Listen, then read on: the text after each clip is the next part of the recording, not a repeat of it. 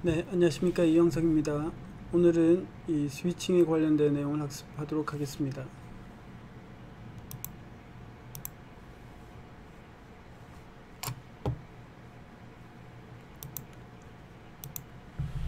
지난 시간에 저희가 케이블 관련된 내용을 살펴봤습니다. 그리고 이전에 디지털 아날로그 신호를 통해서 비트가 어떻게 만들어지는가, 그리고 현재 여러분들이 파이퍼 프로젝트를 통해서 디지털 데이터를 아날로그 신호로 변환하는 연습을 하고 있습니다.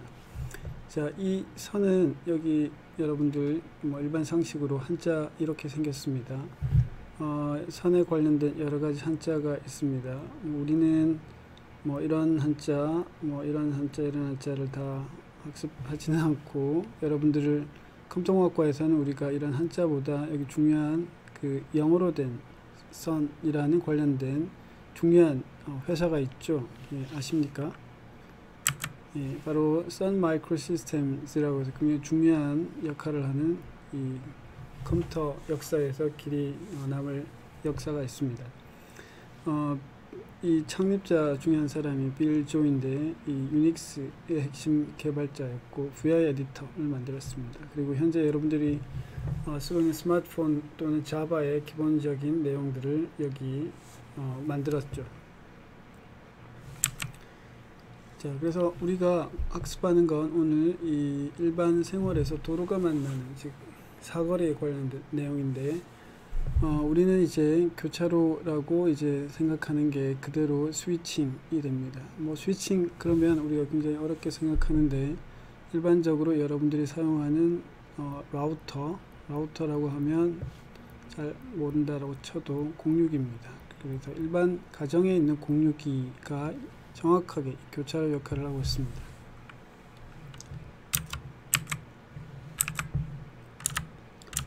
자, 우리가 일반 지도에서 보면 이런 도로가 있고, 도로에서 이제 연결이 되는 게 이런 지점이 다 교차로가 되죠. 이 교차로는 어떤 그 신호를 전달합니다. 어떤 신호를 전달하느냐 하면, 직진을 할 수도 있고, 이렇게 좌회전을 할 수도 있고, 우회전을 할 수도 있습니다. 그래서 이런 역할을 할 때 이 기능은, 자, 충남대학교를 가려면 여기서 좌회전을 해야 되겠죠. 목적지를 보고 목적지에 따라서 길 안내가 이루어집니다. 즉, 목적지 주소를 보고 교차로에서 직진, 좌회전, 우회전을 선택하는 기능이 바로 교차로의 역할이다라는 거죠. 자, 동일하게, 자, 이 지도는 우리가 사용하는 충남대학교의 지도입니다. 정확하게 충남대학교의 정보통신망 건물에 갖고 있는 예를 들어서 여기 백본이고, 정보통신원이 운영하는 백본에서 예를 들어서 옛날이라서 공대 5호관이 없지만 예를 들어서 여기가 이제 5호관에 치면 이 5호관하고 정보통신원의 스위치랑 연결이 되어 있습니다. 그래서 이 건물의 실습실에서 인터넷 쓴다 그러면 백본을 이렇게 지나서 외부로 KT로 지나서 여기에 구글이라든지 네이버라든지 연결이 됩니다. 또는 여러분들이 이 통합정보 시스템에 가려면 어딘가 있는 네트워크로 가야 되겠죠.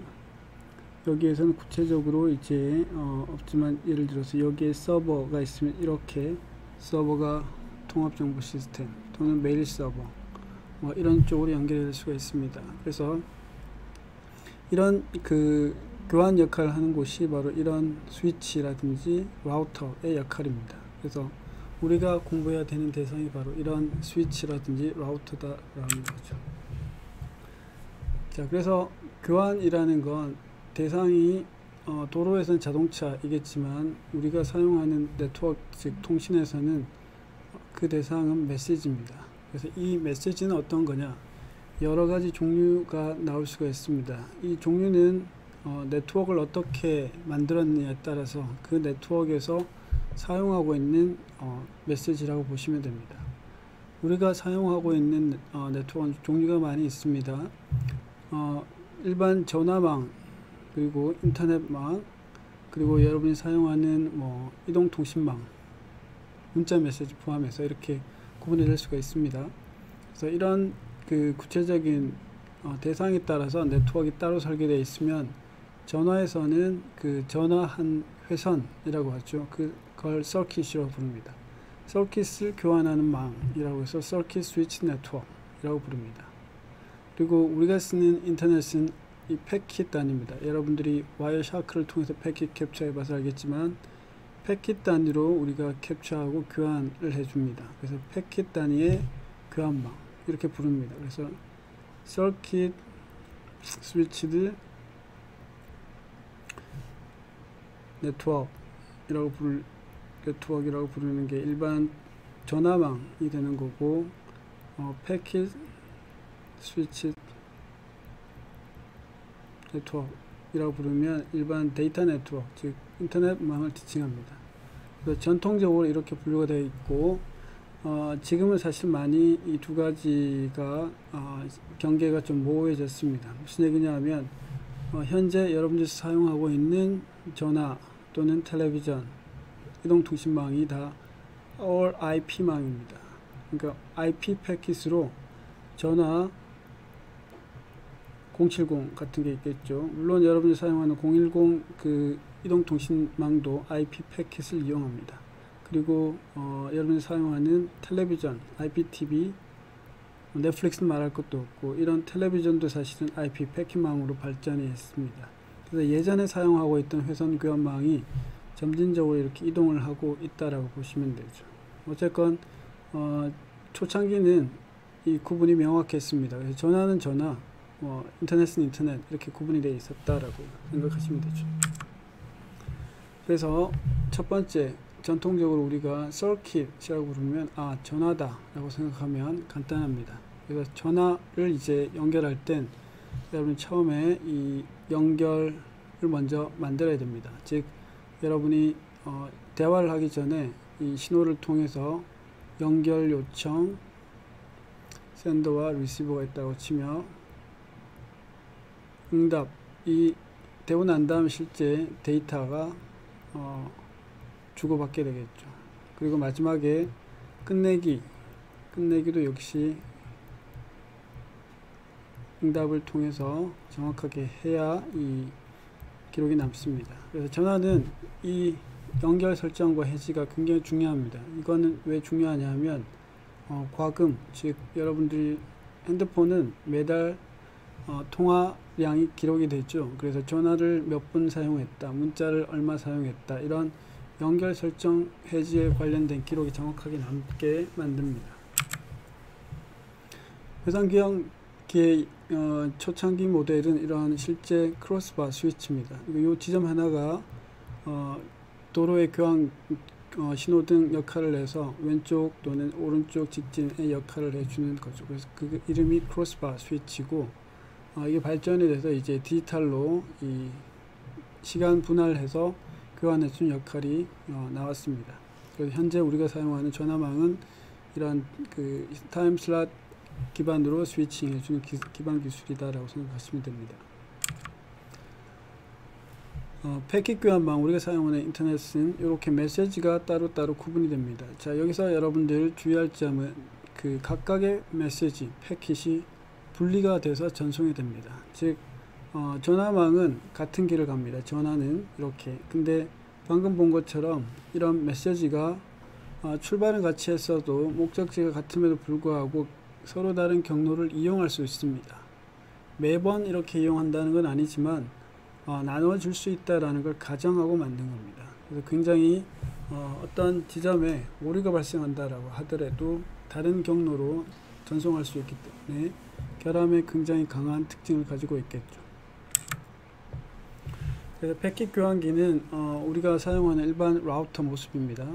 이런 게 이제 백본 스위치라든지 있고, 이런 거는 이제 실습실이라든지 여러분이 사용하는 062 모델과 비슷하다라고 볼 수가 있죠. 초창기 그 패킷 교환기의 원조는 여기 사진에서 보는 것처럼 인터페이스 메시지 프로세서라는 이름입니다. 그래서 IMP라고 하는 게 패킷 교환기의 원조입니다.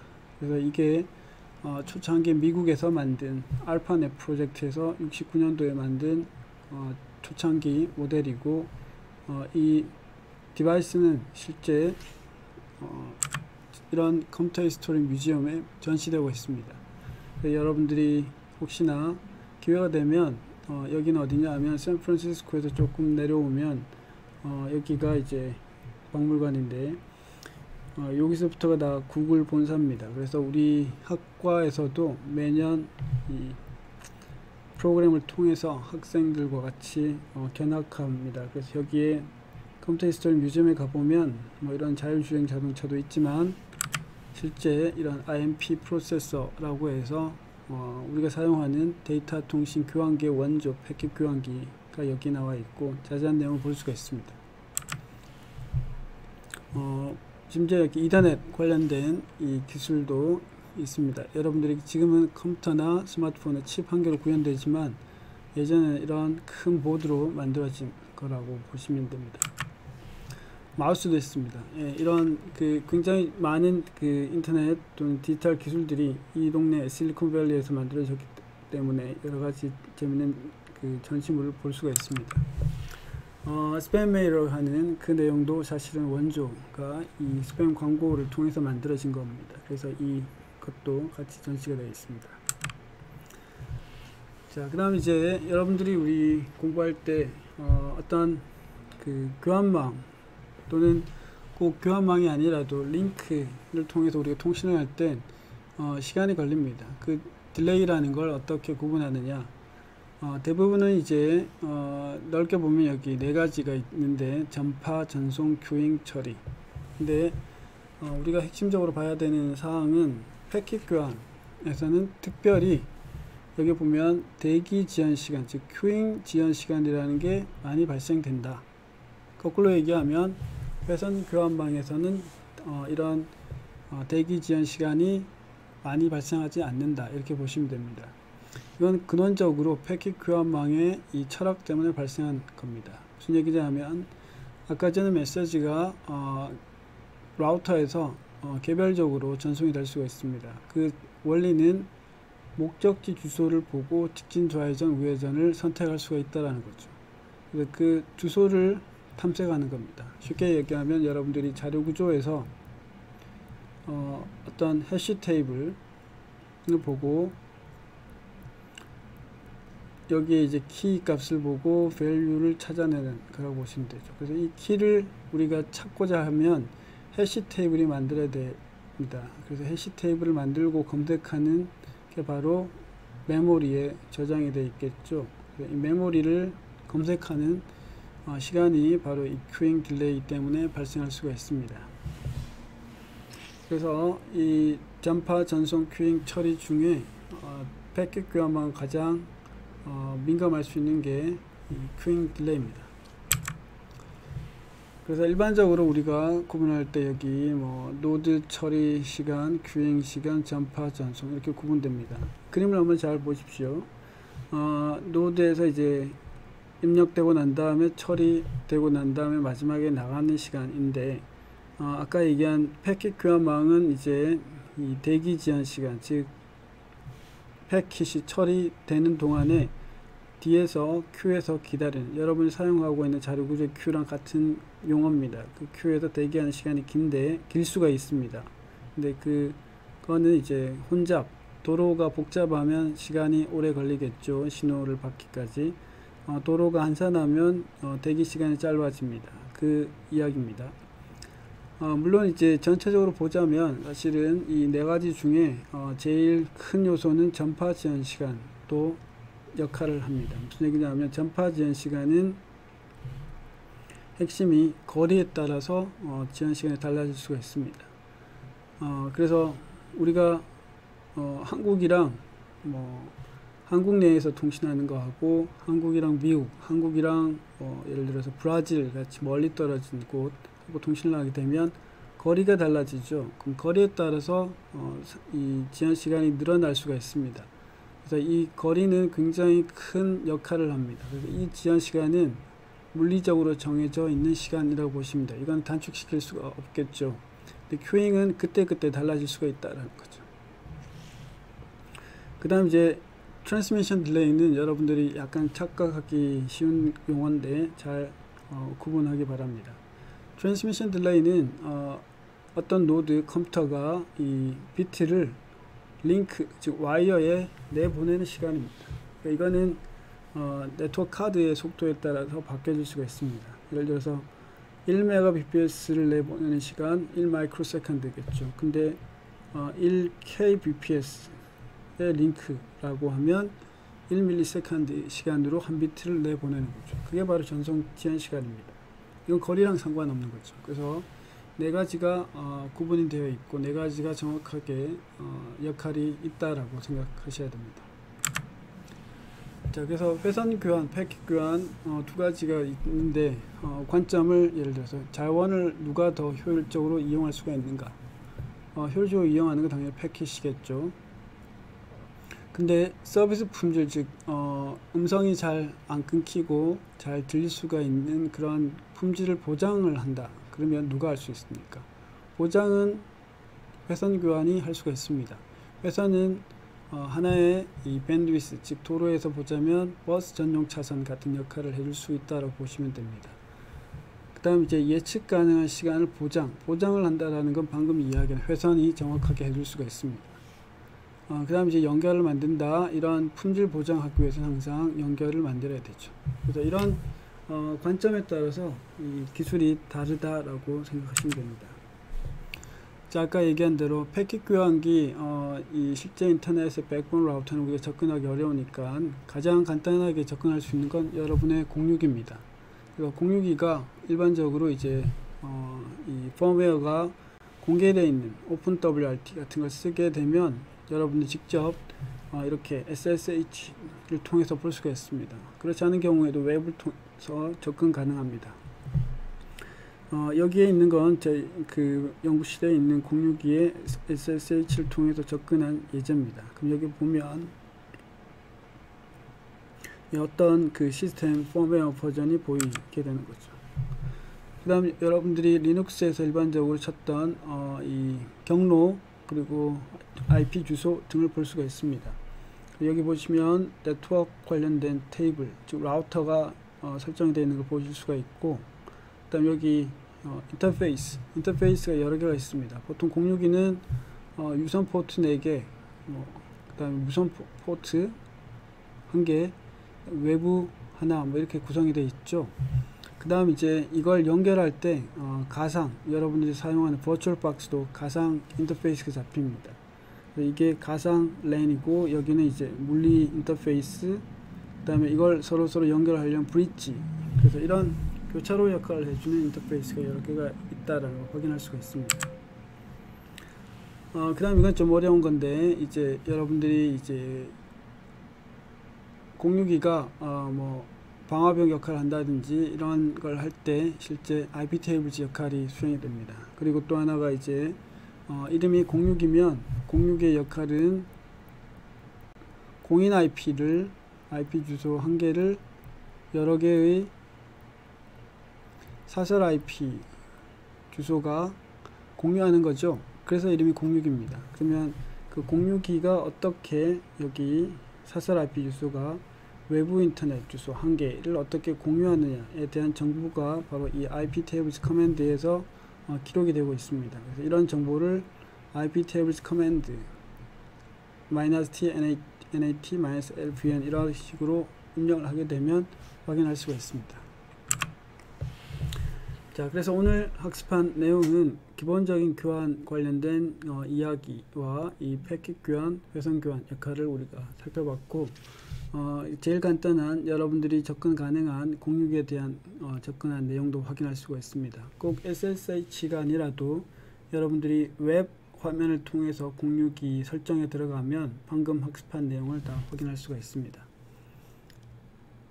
자, 그래서 오늘 교환기에 관련된 내용을 학습을 했습니다. 이상입니다.